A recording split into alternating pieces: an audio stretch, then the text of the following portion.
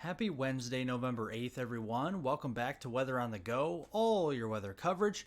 We have unusual weather continuing through early and mid November with warm temperatures across North America and the United States, as well as some rain moving in across the deep south, which will be beneficial to the drought stricken areas across the deep south through the end of this week.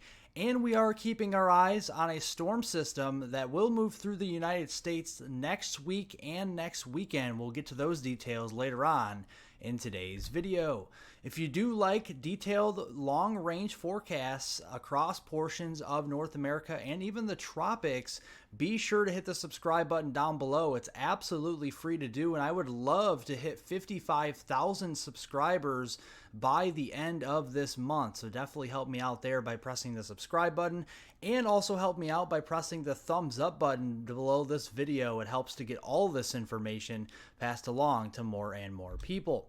Getting into the forecast here, it's warm. It's unmistakably warm as you walk out the door across the eastern two-thirds of the United States. Temperatures are a good 10, 20, even 25 degrees above average across portions of the Midwest, the Ohio Valley, and down into the southeast as we step out the door this afternoon. A little bit cooler out west with temperatures a handful of degrees below average with those blue anomalies out there into the Intermountain West, the Rockies, and the West Coast. But even that is really not that far below average. We're just talking anywhere from 1 degree to 5 degrees below average as we go out west. Looking at our temperatures this afternoon for Wednesday, November 8th, another warm day as we go across the Ohio Valley. We have 60s and 70s all the way up there into portions of the Indianapolis region. Cincinnati, we're pushing 84 up here into St. Louis this afternoon. That is very warm for this time of year. More into the low 90s again. We have another day in the low 90s across northwest Texas from the Wichita Falls region back through Abilene and even the Midland region as we go into this afternoon. A bit cooler to the north, but this is still welcomed across portions of the northern plains and the upper Midwest for November standards, as temperatures here will still be into the 40s and 50s. So definitely not really that cold as you step out the door this afternoon. We are keeping tabs on a storm system. Now, this is not the strongest storm system we've ever seen, but we will be monitoring some snow showers up there across southeastern Canada from Ontario into Quebec.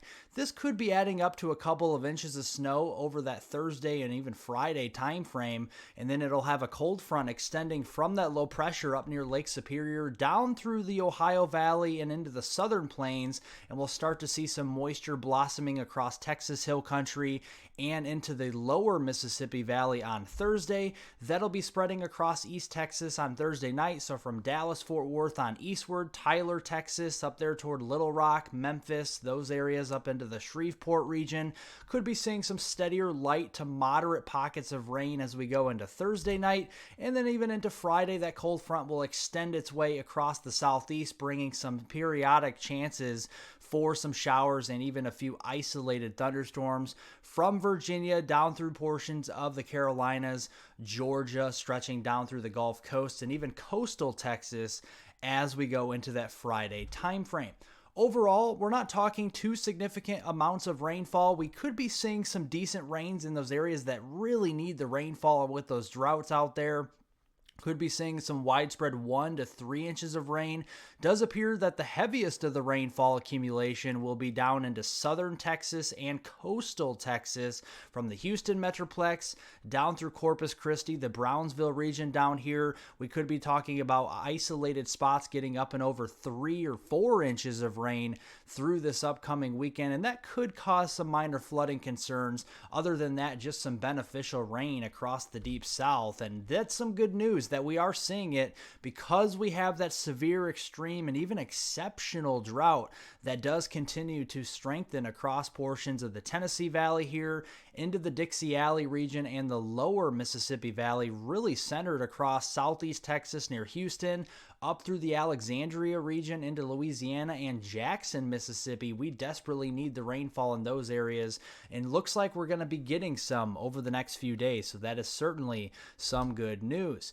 Looking ahead to Friday, though, with our temperatures, as that cold front does move in, temperatures will move down back into the 50s and 60s behind that front. You can see ahead of that front near the Gulf Coast, the Carolinas from Myrtle Beach, down through Charleston, the Savannah, Georgia region, and much of Florida will be into the lower and middle 80s, some upper 80s there down toward the Miami Beach region, and even Tampa Bay, so we could be seeing some warmer temperatures there, but still some nice warm weather as we go into Friday across the United States. And looking ahead to this weekend, this is about as quiet as it's going to get because we have high pressure, double-barreled high pressure, one up there into southeastern Canada and another one across the northern Rockies, and that's really going to be controlling our weather.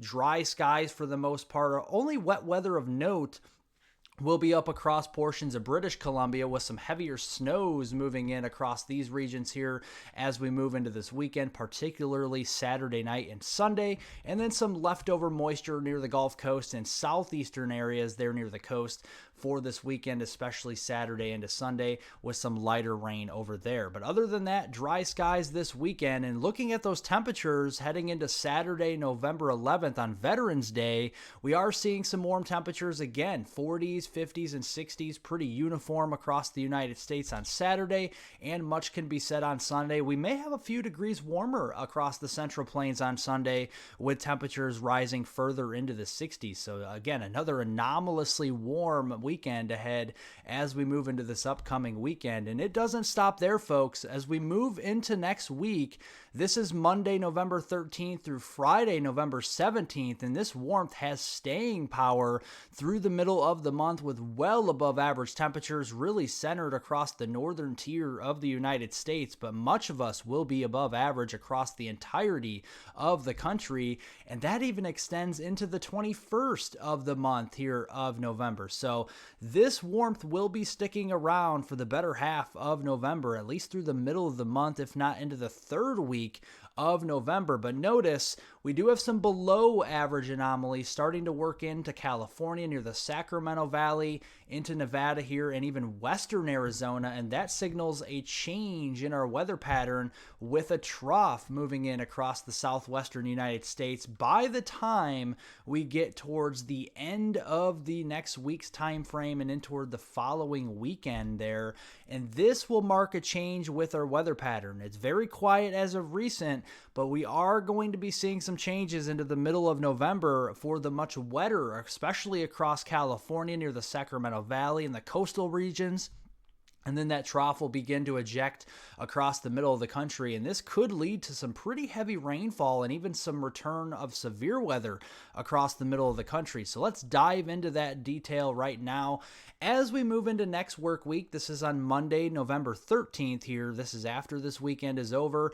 You see the reds and darker reds across the United States. That is our ridge in place, and that is going to definitely be producing some very warm temperatures for November. There's no mistake about that. Here's our trough just west of the West Coast across the eastern Pacific Ocean. We are watching this on Monday. This is going to rapidly intensify to a strong, more significant trough by the middle of next week on Wednesday, November 15th, as it crashes ashore to the west coast of the United States. And this could be bringing some rather unsettled weather to the West Coast, in particular to California. And then as we go into Friday, by the end of next week on the 17th of November, that trough will actually dig all the way down into Southern California, Western Arizona, Southern Nevada, and even potentially as far south as the California Baja there. So definitely seeing that as we go into Friday. Looking at the total rainfall accumulation, the potential rainfall amounts, this is preliminary right now, but most of the state of California could at least see around an inch or so of rainfall stretching from Los Angeles, San Diego, all the way up there into Sacramento and portions of the surrounding areas in Northern California. Very heavy rainfall amounts there. And with the cooler temperatures or colder temperatures in the higher elevations for the Sierras, we could be talking about feet of snow as we go into next week, with 1 to 3 feet of snow, if not more, on the way. So our first real significant chance of heavy snow across the Sierras of the winter season is upon us as we go through next week and next weekend. But where that trough does end up will be ejecting across the middle of the country, particularly across the central and southern plains. And when we have a ridge as strong as we do out ahead of that, that does concern us for potentially some severe weather with the clash of the air mass coming in by next weekend. This is on Saturday, November 18th, and Sunday, November 19th timeframe, and a very significant looking jet streak at the surface here on the maps. You can see in the upper level jet stream, this is 300 millibars, and you can see we have that very pronounced subtropical jet, but also it starts to take more of a negative tilt. And if that does occur, this could be one of our more significant days of severe weather of the fall season as we move into the following weekend on Saturday, November 18th into Sunday, November 19th. And it is looking a little bit more ominous as the Cape values have actually climbed a little bit since we talked yesterday, up to around 1,500, perhaps pushing 2,000 joules per kilogram. And this will change over the next several days, but that could lift as far north as Nebraska into southern Iowa through the Missouri Valley there, and really being pronounced more across Kansas, Oklahoma, and North Texas for that weekend time frame there than the following weekend on the 18th and 19th. And you can see if that does occur, we could be having a squall line or at least some severe weather, heavy rainfall moving through during that time frame, with the central low pressure up there toward Nebraska and western Iowa, bringing more of that deformation rainfall, maybe even some snow on the backside for the Rockies as well. So definitely a more dynamic system on the way.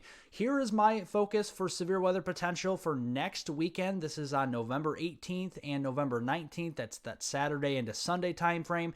If you are in the yellow, you have a low chance at least of severe weather. That could stretch as far north as southeastern South Dakota into eastern Nebraska, much of the Hawkeye state of Iowa into western Illinois, and all the way south toward the Gulf Coast, including Dallas there, Little Rock, Memphis, even portions there of the Kansas City region. So definitely something to watch. We will be fine-tuning this in the coming days and potentially upgrading our categories here, and depending on what happens with the evolution of our next storm system. So we'll keep an eye on that. But no matter what happens, whether or not we see severe weather, heavy rainfall is probably going to be likely. We're going to open up the Gulf of Mexico, so the flow will be coming out of the southwest regardless. And if we have a negatively tilted trough, that's just going to amplify the moisture further north even further, and that could throw in some heavier snows on the backside for the Colorado Rockies, but also producing some more flooding rains across portions of the Midwest, down through the Missouri Valley and the lower Mississippi Valley yet again. And we like to see this heavier rain, even if it comes with some minor flooding, because we do need it across portions of the middle of the country. So with our ongoing drought, so that is some good news going in towards next weekend. Turning to the tropical weather update, again, not much to speak of here. No new tropical cyclones expected for the next 7 days, according to the National Hurricane Center here. So that's some great news.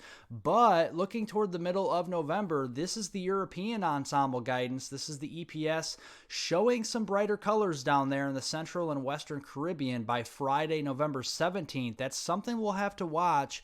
They're starting to come together with potentially some low pressure developing down there into the Caribbean. The GEFS is all over the place from the western Atlantic back through portions of Cuba, Puerto Rico, the Dominican, all the way back into the western Caribbean with where that central low pressure could set up. And also the GEPS is basically kind of all over the place as well. But generally speaking here, the consensus is the central and western Caribbean does need to be watched and monitored by the time we get in towards the end of next week by Friday, November 17th, for a potentially tropical cyclone trying to develop there as we get toward the middle and end of November. Well, if you like detailed weather breakdowns as such I just provided to you across this page, make sure to subscribe to the channel down below. It's absolutely free to do, and I would love to hit 55,000 subscribers by the end of this month. You can help me out by subscribing. Press the thumbs up button. It does truly help more than you know to get all this weather information passed along to more and more people. Share this video with friends, family, and on social media. That goes a long way in helping out pass this information along to more and more people, and I hope everybody has a great rest of their Wednesday out there.